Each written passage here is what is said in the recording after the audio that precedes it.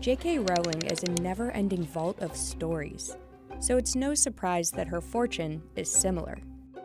The beloved Harry Potter author has done her best to keep the details of her wealth under the invisibility cloak. But as of 2016, the New York Times estimated her net worth at $1.2 billion after taxes. Rowling, who is known to be private when it comes to sharing financial details, has denied being a billionaire, and Forbes estimated her fortune to be around $650 million in 2017. Since the series started in 1997, 500 million copies of Harry Potter books have been sold worldwide. The last book in the series, Harry Potter and the Deathly Hallows, broke records to become the fastest-selling fiction book of all time. By the New York Times estimate, the Harry Potter novels have racked in at least $7.7 billion. And if J.K. Rowling took a standard author's royalty cut of 15%, she would have made at least $1.15 billion. And that's before accounting for the movie series, which have also grossed $7.7 billion. And if she received the standard 10% net participation, then she likely earned $770 million. And 2017 seems to be her best year to date. 10 years after the final Harry Potter book and 6 years after the final film, Rowling was the highest paid novelist in the world, and Forbes ranked her as the third highest paid celebrity, earning an estimated $95 million that year.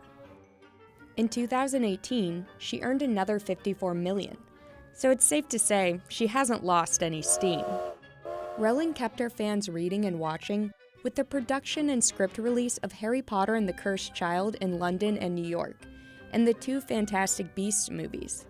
And while the new films have grossed far less than the original series, the first Fantastic Beasts made a worldwide gross of $814 million.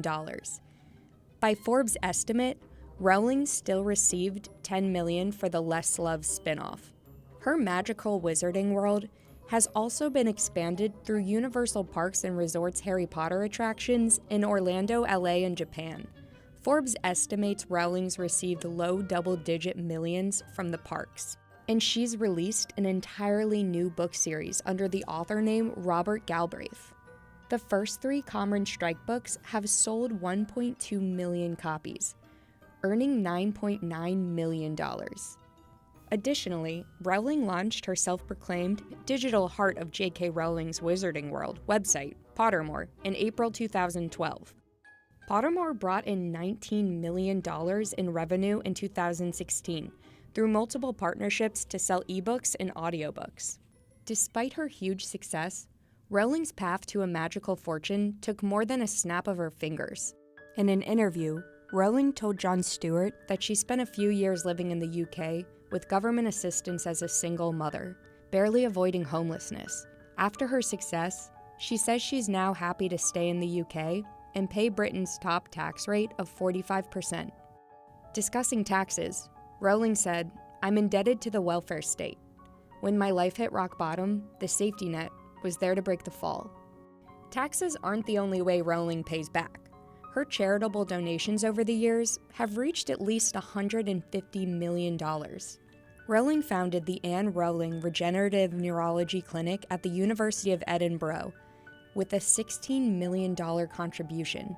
The clinic's named for her mother, who was diagnosed with multiple sclerosis and passed away before Rowling became a published author.